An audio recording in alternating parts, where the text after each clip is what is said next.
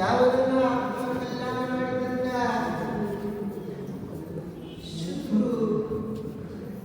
ಶಿವಕುಮಾರಮ್ಮ ಸ್ವಾಮಿಯವರ ಪಾದಕ್ಕೂ ದೀರ್ಘದಂಡ ನಮಸ್ಕಾರಗಳನ್ನು ಸಲ್ಲಿಸಿ ಈ ರೀತಿ ಮೇಲೆ ಆಸೀನರಾದಂಥ ಜ್ಞಾನ ಪಂಡಿತ ಈದುಮೂರ್ತಿ ಸದ್ಗುರುಗಳಾದ ಆನಂದ ಶಾಸ್ತ್ರಿಯವರ ಪಾದಕ್ಕೂ ಕೋಟಿ ಕೋಟಿ ನಮಸ್ಕಾರಗಳನ್ನು ಸಲ್ಲಿಸಿ ಅವರ ಸ್ವರೂಪಿಯಾದಂಥ ಹಲವಾರು ಸಾವಿರದಂತೂ ಎಷ್ಟು ಹೇಳಿದ್ರು ಕಡಿಮೆ ಅವರನ್ನ ನಮಗೆ ಕಲಿಸಿ ಪ್ರತಿ ಸತ್ಸಂಗದಲ್ಲಿ ಪಾಲ್ಗೊಂಡು ನಮಗೆಲ್ಲರೂ ಪ್ರವೇಶ ಮಾಡಿ ಕಾಣಿಕೊಳ್ಳಿ ಅವ್ರ ಪಾದಕ್ಕೂ ನಮಸ್ಕರಿಸಿ ನನ್ನ ಮೂರವನಾದಂಥ ರವಿಕಾಂತ್ ಪಾಟೀಲ್ ತತ್ವಜ್ಞಾನ ಅವ್ರ ಪಾದಕ್ಕೂ ನಮಸ್ಕರಿಸಿ ಪ್ರತಿನಿತ್ಯ ದಕ್ಷಿಣ 4 ಗಂಟೆಗಳಲ್ಲಿ 3 ವರ್ಷಗಟ್ಟಲೆ 4 ವರ್ಷ ಆಗ್ಬೋದು ವಿಚಾರ ಸಾಗರವನ್ನು ಇಡೀ ನಮ್ಮ ಚಿಕ್ಕುಳಿಗೆಯ ಸಮಸ್ತ ಎಲ್ಲ ಸತ್ಸಂಗದ ಬಳಗಕ್ಕೆ ಜ್ಞಾನ ಮಾಡಿಕೊಂಡಂಥ ಸ್ವರಾಜ ಪರಪಾದಕ್ಕೂ ನಮಸ್ಕರಿಸಿ ಇನ್ನು ಈ ಸತ್ಸಂಗದ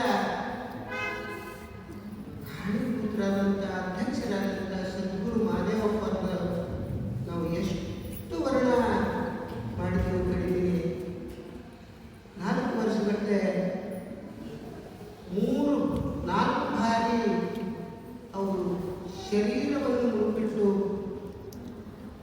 ನಿನ್ನೆ ಮಂದಿ ನಮ್ಮ ಊರಿನಲ್ಲಿ ನೋಡಬೇಕಾದ್ರೆ ಅವರ ಜೀವನದ ಉಸಿರಾಟವನ್ನು ಬರಲಾರ ಪರಿಸ್ಥಿತಿ ಇದ್ದರೂ ಕೂಡ ಹಿಂಗೆ ನಾವು ಏನಾದರೂ ಹಿಂದಕ್ಕೆ ಸರಿದ್ರೆ ಎಲ್ಲ ಶಿಕ್ಷಕರಿಗೆ ತ್ರಾಸ ಆಗ್ತದೆ ಎಷ್ಟೊತ್ತಿದ್ರು ನಮಗೆ ಎಷ್ಟೇ ತ್ರಾಸ ಆಗಲಿ ಇದನ್ನು ತಡೆ ಹೈಸ್ಕೂಲ್ ಅಂತ ತಿಳಿದು ಅವರ ಶರೀರವನ್ನು ತ್ಯಾಗ ಮಾಡಿದಂಥ ಪುರುಷರಿಗೆ ಪುನಃ ಪುನಃ ಪುನಃ ಒಂದು ಕೋಟಿ ನಮಸ್ಕಾರಗಳನ್ನು ಸಲ್ಲಿಸುತ್ತಾ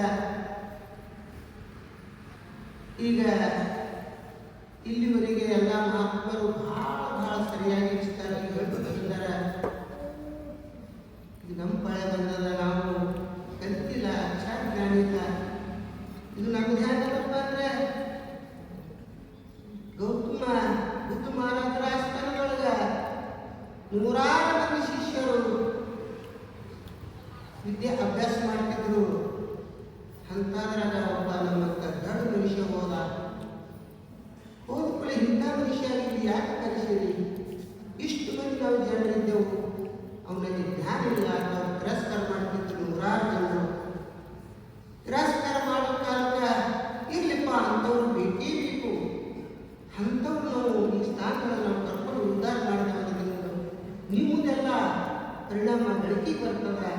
ಅದೇನು ತಿಳ್ಕೊಬ್ಯಾಡ್ರಿ, ಎಲ್ಲರೂ ನಮ್ಗೆ ಅಷ್ಟೇ ಅಂತೇಳಿ ಅವ್ರು ಎಲ್ಲರಿಗೆ ಸರಿ ಸಮಾನ ಉಪದೇಶ ಮಾಡ್ತಿದ್ರು. ಕೆಲವೊಂದು ದಿವಸ ಇತ್ತು ದುಷ್ಟ ಮನುಷ್ಯ ಏನು ಬೇಕಾಗಿ ಕಚ್ಚಿಬಿಚ್ಚಿ ಮಾತಾಡೋದು, ಎಲ್ಲಿ ಕುಂದ್ರೋದು, ಅವನು ನಾವು ಮಾತಾಡೋದು ಮಾಡ್ತಿದ್ದ. ಏನ್ರಿಪ್ಪ ಅವ್ರು ಕಿಟಕಿ ತಮ್ಮ ತಾಳದಲ್ಲಿ ನಾವು ಹೊರಗೆ ಹಾಕಿ ಅಂತ ಎಲ್ಲ ಶಿಷ್ಯರು ಮುಂದೆ ಮಾಡಿದ್ರೆ ಇರಲಿಪ್ಪ ಅವನಿಗಿನ ಜ್ಞಾನ ಆಗಿಲ್ಲ, ಜ್ಞಾನ ಅಷ್ಟದ ಇನ್ನೂ ಸ್ವಲ್ಪ ಕಡಿಮೆ ಮುಂದೆ ಜ್ಞಾನ ಬರ್ತಾನ ಅಂತಂದ್ರು. ಅಷ್ಟಾದ್ರೂ ಮುಂದೆ ಕೆಲವೊಂದು ದಿವಸ ಆದರೂ ಜ್ಞಾನಕ್ಕೆ ಬರಲಿಲ್ಲ. ಬರಲಾರ್ದ ಕೂಡ ಅವರೆಲ್ಲರೂ ಅವ್ನಿಗೆ ಹೊರಗೆ ಹಾಕಿ ನಾವು ಇಟ್ಟಿದ್ದೀವಿ, ನಮಗೆ ಹೊರಗೆ ಹಾಕಿ ಅಂತೇಳಿ ಅಲ್ಲಿ ಪರೀಕ್ಷೆ ತಂದಿಟ್ರು. ಪರೀಕ್ಷೆ ತಂದಿಟ್ಟಾಗ ಗೌತಮ ಮಹಾರಾಜರು ಜ್ಞಾನಿ ಪುರುಷರಿದ್ರು.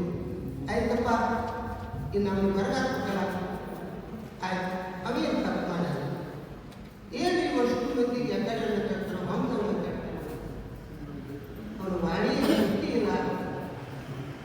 ಅಂಥವ್ರು ಇಟ್ಕೊಂಡು ನಮ್ಮದೆಲ್ಲ ಮಾನಭಂಗ ಆಗ್ತದೆ, ಅವ್ನಿಗೆ ಇವತ್ತು ಹೊರಗೆ ಹಾಕಲೇಬೇಕು ಅಂತೇಳಿ ಅವ್ರ ಹಠ ತೊಟ್ಟಾಗ ಬುದ್ಧ ಮಹಾರಾಜರನ್ನೇ ಮಾತಾಡಿದ್ರು. ಆಯ್ತಪ್ಪ ಅಂಥ ದುಷ್ಟ ಮನುಷ್ಯರು ಹೊರಗೆ ಹಾಕಿದ್ರೆ ಈಗ ಗೌತಮ ಮಹಾರಾಜರ ಬೆಲೆ ಬೆಳೆಯಂಗಿಲ್ಲ. ಆ ದುಷ್ಟ ಮನುಷ್ಯರು ಉದ್ಧಾರ ಮಾಡ್ತಾರಲ್ಲ, ಆ ದುಷ್ಟ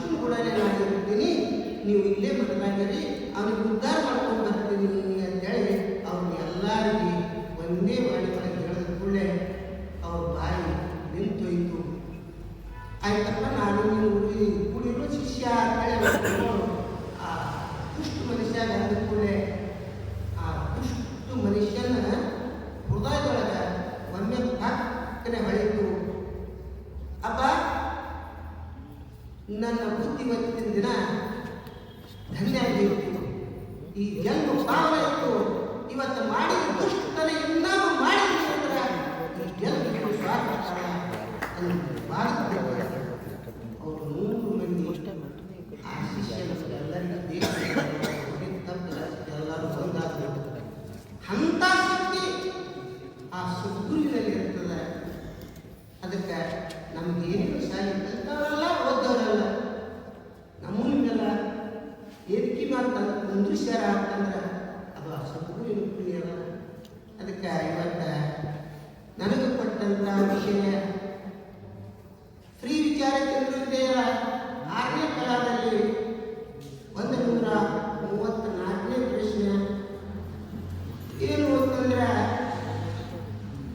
ಭ್ರಾಂತಿ ಅಂದರೆ ಏನು ಅಂತ ಇದು ಶಿಷ್ಯನ ಪ್ರಶ್ನೆ ಐತ್ರಿ. ಅವಾಗ ಗುರುಗಳು ಉತ್ತರ ಹೇಳ್ತಾರ, ಭ್ರಾಂತಿ ಅಂದ್ರೆ ಅಭ್ಯಾಸ ಅಂತ ಉತ್ತರ ಹೇಳಿದರು. ಅವಾಗ 135ನೇ ಪ್ರಶ್ನೆ ಮತ್ತೆ ಶಿಷ್ಯ ಪ್ರಶ್ನೆ ಮಾಡುತ್ತಾನೆ, ಅಭ್ಯಾಸ ಅಂದ್ರೆ ಏನ್ರಿ ಗುರುಗಳೇ ಅಂತೇಳಿ ಶಿಷ್ಯ ಗುರುಗಳು ಉತ್ತರವನ್ನು ಹೇಳುತ್ತಾರೆ, ಭ್ರಾಂತಿ ಜ್ಞಾನಕ್ಕೆ ವಿಷಯವಾದ ಯಾವ ನಿತ್ಯ ವಸ್ತು ಮತ್ತು ಭ್ರಾಂತಿ ಜ್ಞಾನ ಇವು ಎರಡನ್ನು ಕೂಡಿಸಿ ಅಭ್ಯಾಸ ಅನ್ನುತ್ತಾರೆ ಅಂತ ಶಿಷ್ಯ ಉತ್ತರವನ್ನು ಹೇಳುತ್ತಾರೆ.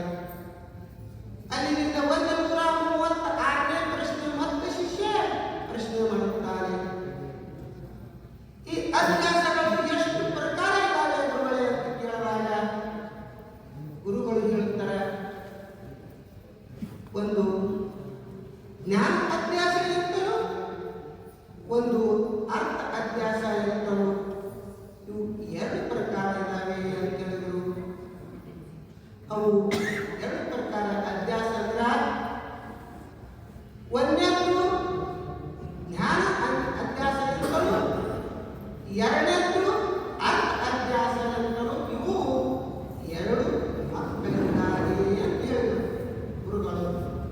ಅಲ್ಲಿಂದ ಈ ಅಭ್ಯಾಸಗಳನ್ನು ಮತ್ತು ಎಷ್ಟು ವಿಧ ಇದ್ದಾವೆ ಅಂತ ವಿಚಾರ ಮಾಡಿದರೆ ಇನ್ನು ಈ ಅಭ್ಯಾಸವನ್ನು 6 ಮಕ್ಕಳಿದ್ದಂಗೆ ಮೊಮ್ಮಕ್ಕಳಿದ್ದಂಗೆ ಅಂತ ಈಗ ಪ್ರಶ್ನೆ ಮಾಡ್ತಾರೆ ಗುರುಗಳು.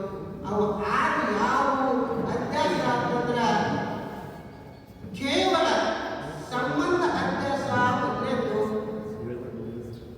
ಸಂಬಂಧ ಸಹಿತ ಸಂಬಂಧಿ ಅಭ್ಯಾಸ ಇದು ಎರಡನೇದು, ಮತ್ತು ಕೇವಲ ಧರ್ಮ ಅಭ್ಯಾಸ ಅನ್ನೋದು ಮೂರನೇದು, ಧರ್ಮ ಸಹಿತ ಧರ್ಮಿ ಅಭ್ಯಾಸ ಅನ್ನೋದು 4ನೇದು, ಇನ್ನು ಅನನ್ಯ ಅಭ್ಯಾಸ ಅಂತೇಳಿ ಇದು 5ನೇದು, ಅನ್ಯತರ ಅಭ್ಯಾಸ ಅಂತ ಇದು 6ನೇದು. ಹೀಗೆ 6 ಅಭ್ಯಾಸಗಳು ಇರುತ್ತವೆ ಅಂತ ಇದು ಗುರುಗಳು ಹೇಳ್ಕೊಟ್ಟು ಬಂದಾರ. ಈ ಹೇಳಿದ ಪ್ರಕಾರ ನಾವು ಏನು ಮಾಡಬೇಕಪ್ಪ ಅಂತಂದ್ರೆ ಇದ್ರ ಬಗ್ಗೆ ನಮಗೆ ತಿಳ್ಕೊಳ್ಳೋಂಥ ಸಾಮರ್ಥ್ಯ ಇಲ್ಲ.